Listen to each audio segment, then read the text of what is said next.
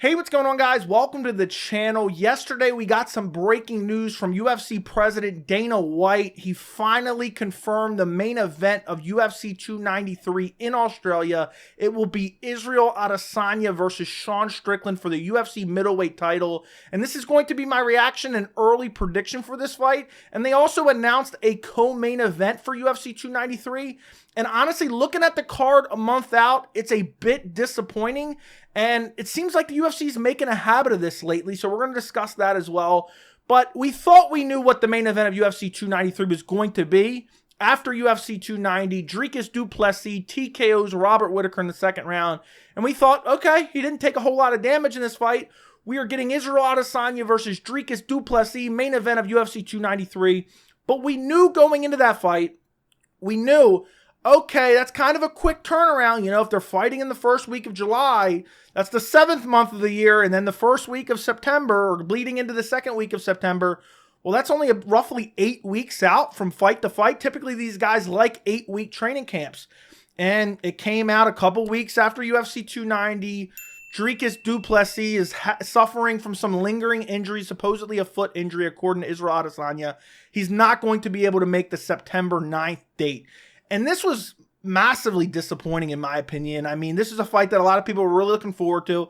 And this was the first time in a while, it's almost crazy to say this, but outside of Alex Pereira, and I know those just happened, and I know we're technically excluding them, but outside of Pereira, this was the first fight in a while for Israel Adesanya where the perceived level of threat was there. We thought, okay, if Dricus du Plessis can go out there and TKO Robert Whittaker, he can go out there and beat Israel Adesanya, especially considering we've all been talking for a while and we say, oh, we need a grappler to go out there and beat Israel Adesanya.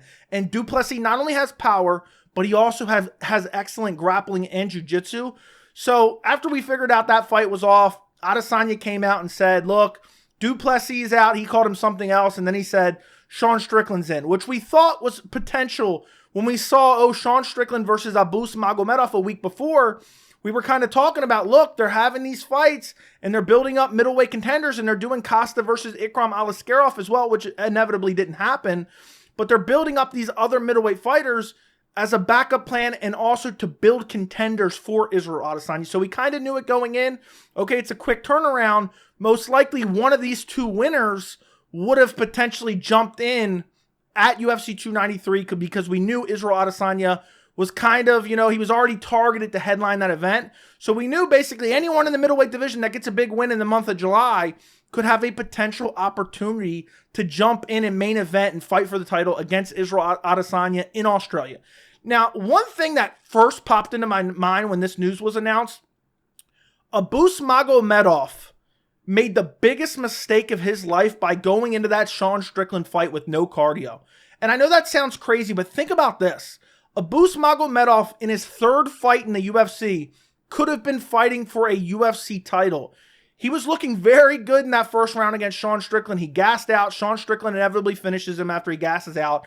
But had he not gassed out, and had he came into the fight, maybe he just isn't able to have any cardio at all. If he can't get a first round finish, he doesn't have any cardio. But think about how bad he fumbled by not having adequate cardio in that fight. And there's a chance Sean Strickland may have still won. Sean Strickland could have came on late. I'm not saying it was inevitable that Abus Magomedov was going to win. He was relatively untested. This was the biggest test of his career.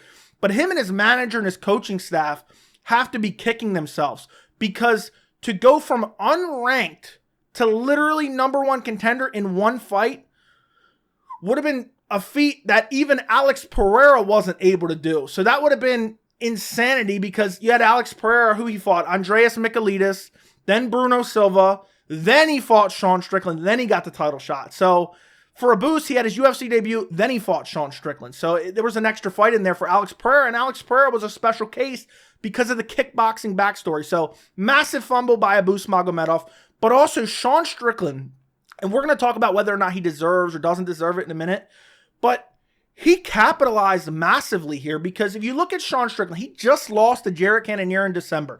And I know people can debate about whether or not that was close or not close. It ended up being a split decision. Honestly, in my personal opinion, I thought it could have went either way. Jared Cannonier gets the win. But Then Strickland makes a quick turnaround, steps in short notice for Kelvin Gastelum, and fights Nasruddin Imavov literally a month later in January. Beats Nasruddin Imavov pretty convincingly. And then Sean Strickland's like, you know what? I'll take on Abus Magomedov. I don't care if he's unranked. I just want to get a paycheck. I'll fight him. I don't care. As long as the money's right, I will fight him. And a lot of guys aren't like that. A lot of guys aren't willing to. They look at the rankings and they're saying, oh, that guy's behind me in the rankings. I want no parts of him. I don't want to fight him, especially if he's looked really good but hasn't necessarily fought the best competition. There's a lot of guys in the rankings who will cry and whine and say, no, I don't want to fight him. I mean, look at Wonderboy. If you wrestled in elementary school, he's not willing to fight you. And I know that's a little bit different situation than Sean Strickland fighting unranked guys. But even though it's only a 2-fight winning streak for Sean Strickland, he's 2-2 in his last 4 fights, because the fight before Jared Cannonier, he got brutally KO'd by Alex Pereira back at UFC 276. But even though he's 2-2 and he's only on a 2-fight winning streak, in a way, he does deserve this fight, because in the UFC's mind, and particularly Dana White's mind, he's thinking, the kid's done everything we've ever asked of him, so why not give him a title shot, especially considering there's no clear-cut other option. You look at the UFC's rankings right now, Dricus du Plessis is number 1. Okay, obviously he's injured. He can't make UFC 293. Number 2 is Robert Whittaker, just got TKO'd by number 1. Jared Cannonier, nobody really has an appetite for that. We just saw him fight Adesanya last year. You know, Jared Cannonier is coming off a win over Marvin Vettori, but still, nobody really wants to see that fight. 4 is Marvin Vettori, coming off a loss, plus has already lost to Israel Adesanya twice. And then you get to number 5, it's Sean Strickland. And even if you go past Sean Strickland, you're looking at Paulo Costa. Okay, that makes no sense. Derek Brunson makes no sense. Roman Dolidze makes no sense. So on and so forth. So the only legit option outside of du Plessis, who can't go because of injury, really is Sean Strickland. And Sean Strickland has done everything the UFC's ever asked of him. So of course they're going to give him the fight. But honestly, my reaction to this fight in general, I don't like it at all. And I think it's the UFC's fault. It's not Adesanya's fault. It's not Strickland's fault. It's nobody's fault but the UFC. Why didn't they, and maybe there's logistical issues, maybe there was injury problems, maybe there was timing issues, scheduling issues with the fighters. Why didn't they make du Plessis versus Whittaker maybe a month earlier or a month and a half earlier? We wouldn't be dealing with this, because that was the fight to make. That was the fight to make. You guys even had the in-cage stare down afterwards. It was all this weird build-up and storyline about who's more African was going to be over in September, and it was going to be a big fight. It was going to be a big fight. And instead now we got to watch Israel Adesanya versus Sean Strickland, and to make the case that he doesn't deserve it, even though I've already made the case that he does kind of deserve it. You look at his resume, I mean, his last win's against an unranked guy. And I get it, you know, I just said that as a positive a minute ago, but it's still reality. He fought an unranked guy. Fight before that, he beat Nasruddin Imavov. You know, I think Nasruddin Imavov has 1 ranked win in his entire UFC career against, I think it was Edmund Shabazian when he was ranked, if I'm not mistaken. Then before that, lost to Jared Cannonier. Then before that, got KO'd by Alex Pereira. So, to be honest, I'm not excited for this fight. I'm really not. I'm really not excited at all. Sean Strickland, you know, he's a good striker. I think he's an underrated fighter. I even underrated him in the past. But at the same time, you know, he got brutally KO'd by Alex Pereira and basically had no chance in that fight the way he fought. And Israel Adesanya, in my opinion, is the better striker than Alex Pereira. Oh, and Israel Adesanya just flatline KO'd Alex Pereira in the second round. And I know MMA math doesn't always work, but Sean Strickland is never going to grapple. He's just never willing to grapple. He's not going to do it. He's not going to go out there and shoot for takedowns. And even if he does, I don't think he's going to be able to get Israel Adesanya down. I really don't. So we basically have Sean Strickland, who plots forward, you know, and just kind of has technical striking, but kind of leaves his chin exposed, against Israel Adesanya, probably the greatest striker in the UFC right now. And then also I think back, you know, and this is kind of getting into my early prediction. Obviously I'm picking Israel Adesanya, but I think back to that Abus Magomedov fight. He was chewing up the body of Sean Strickland with teep kicks and body kicks, and he was landing good leg kicks on Strickland as well. What is Adesanya best at? Kicks. He has amazing leg kicks, amazing body kicks. He's great at fighting from the outside as well. So I just don't see this as being a super competitive fight, because Sean Strickland just doesn't mix anything in. He just plots forward and pumps the jab, and he has okay power. But it's not like even with Dricus, at least he has a KO threat because he has nasty power. Sean Strickland, when's the last time, he's really finished someone. I know he finished Magomedov in his last fight, but that was more of an exhaustion thing for Magomedov. When's the last time he's finished someone? Brendan Allen back in November of 2020? He's not known for getting knockouts. 27 wins, 11 by knockout. And I know that's okay, that's decent, but it's not like, my point is Sean Strickland doesn't have that power threat like someone like Alex Pereira. So for me, this is a disappointing matchup because I think it's Israel Adesanya's fight. I don't think this fight is going to be all that competitive. I think it'll be mildly fun just because Sean Strickland is going to go out there and just box and kickbox with Israel Adesanya. But the lead leg is just, it's an easy target for Adesanya. Adesanya has some of the best leg kicks in the game. And Strickland just plots forward, throws the same combinations over and over and over again, never mixes in the wrestling.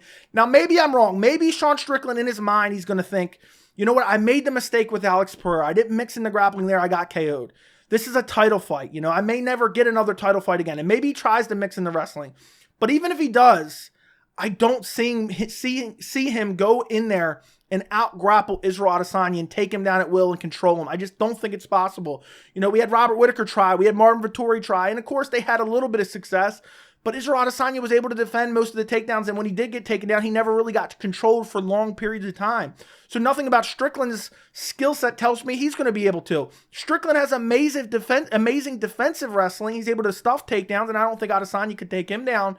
But the offensive wrestling is not there to win this fight. So early prediction, honestly, first off, what first popped in my mind when I thought who's going to win this fight was clearly Israel Adesanya. But I was thinking this could be one of those boring fights where both guys just kind of stand across from each other and throw combinations because Strickland's not known for having all that exciting fights either. The Nasruddin Imavov fight was okay. The Jarrett Cannonier fight was okay. The Alex Pereira fight, he got KO'd early. The Jack Hermanson fight, again, okay. Even when he wins fights, they're not particularly entertaining. And Adesanya, I don't think either one of these guys is as boring as the fans make him out to be, but Adesanya sometimes has some snooze fest too. The Jarrett Cannonier fight last year wasn't that good. The Robert Whittaker fight at UFC 271 wasn't all that good. The Martin Vettori fight at UFC 263 wasn't all that good. Who could forget the Yo Romero fight? Ew. So this could be a snooze fest, but honestly, I think Israel Adesanya is so many levels ahead of Sean Strickland that I'm going Israel Adesanya probably early KO, probably first or second round KO for Israel Adesanya. I'll say first round KO, Israel Adesanya, early prediction for the main event of UFC 293. I just think he's a far superior striker to Sean Strickland. Now, in terms of not being particularly excited for this matchup and also kind of saying Strickland, his resume doesn't really warrant a title shot, I understand why it happened. We had time constraints. They needed someone to fight Adesanya. Adesanya wanted to headline 293 and they needed a main event, so Sean Strickland's really the only option. But why didn't the UFC figure this out months ago? Why didn't they make the Robert Whittaker versus Dricus du Plessis fight a little bit earlier? And again, maybe there's excuses there as well. But if not, for me personally, I would have rather seen them find a different main event for this card, and maybe they couldn't, and push Israel Adesanya versus Dricus du Plessis to maybe December. Maybe it could headline in December because this is just a filler fight, to be honest. This just fills a hole here. And I think when Israel Adesanya beats Strickland, I don't really think it makes all that much difference to his overall resume in general. It's basically, free legacy for Israel Adesanya. It's just another notch on the belt. Oh, he took out Sean Strickland. It's not going to be one of those big name fights where you're like, oh, I don't know who's going to win this matchup. Most people are going to pick Israel Adesanya in this fight. Most likely, Israel Adesanya will win this fight. Of course, there's always a chance Sean Strickland could get a win, but I just don't see it being all that close or competitive. And the perceived level of threat for me for Sean Strickland is just non-existent. But I felt that same way about Robert Whittaker versus Dricus du Plessis. A lot of people agree with me, and we were all wrong. So you never know. Now, in terms of what happens after this fight, I think that is very, very important to look at because most of us want to see Israel Adesanya versus Dricus du Plessis. I think there's a chance that fight doesn't happen next after this one. Because if Adesanya beats Strickland, the very next event is UFC 294. Guess what's on that card? Khamzat Chimaev versus Paulo Costa. Khamzat Chimaev making his middleweight debut. If Khamzat goes out there and mauls Paulo Costa, and let's say he finishes him in the first or second round, or just has an overall exciting performance, guess what? I think Khamzat Chimaev is going to jump the line over Dricus du Plessis. So Dricus du Plessis may have to fight again. Now, the UFC may just tell him, just wait it out for your title shot, or they may book Adesanya versus du Plessis and tell Khamzat to wait it out. But Khamzat used to want to be active, and I don't know what's been going on this last year, but there's a chance if he comes out of that Paulo Costa fight unscathed, he's going to say, give me the middleweight title fight. He's going to be asking for it. And Adesanya, I know a lot of people dislike Adesanya. Adesanya has always wanted to take on the toughest challenge. He's always like, I want this guy, I want that guy. He wanted Yo Romero, even though the UFC wanted him to wait on Paulo Costa, which was a crazy tough matchup for him at the time. He wanted Alex Pereira immediate rematch, on a relatively quick turnaround after he lost his title in 2022. So Adesanya, I could see Adesanya saying, you know what, I want Khamzat. Also, I know Adesanya versus du Plessis is big, but Adesanya versus Chimaev coming off a dominant win over Paulo Costa or an impressive win over Paulo Costa is much bigger, in my opinion. Definitely does over 1 million pay-per-view buys. So du Plessis could lose his title shot with this whole UFC 293 debacle. I just wish they could have found something else. And also, you look at the event, Dana White also announced the co-main event will be Tai Tuivasa versus Alexander Volkov. I really don't care at all. Tai Tuivasa is a fun fighter to watch. Don't get me wrong. There could be a finish in this fight. It's meaningless for the division. I really don't care. Co-main event on a big pay-per-view card. Geez, they have this deal with the Australian government. I thought they were going to want to come in with a bang and a big card. And this card is massively disappointing. Featured fight on the card, Kai Kara France versus Manel Kape. That's a good fight. Don't get me wrong. But, that's the featured fight on the pay-per-view. UFC 293, I feel bad for Australian fans. They really got the shaft here. And maybe they're going to add more fights to this card. I don't know. Maybe they find a fight for JDM, but it's a month away. It's a month away. So right now, that's the fight. Jack Jenkins versus Chepe Mariscal is a banger fight, but that's a prelim at best. That's a prelim fight at best. Justin Taffa versus Austin Lane. Okay, that's a mediocre heavyweight fight. That's all it is. So it's not the worst card ever. It's not an atrocious card. But for a pay-per-view, I'm going to be honest, this may be a hair of an exaggeration. I could skip this card. Call me a casual, call me what you want. I'm not going to skip the card. But I'm just saying, if there was something really important on the night of UFC 293, I could be like, okay, I'll go do that instead. Where UFC 294, I would miss the birth of my firstborn child to watch UFC 294 live. And UFC 293, I'm like, if something was important enough, I would skip it. And it seems like the UFC is making a habit of this. Think of September last year, UFC 279.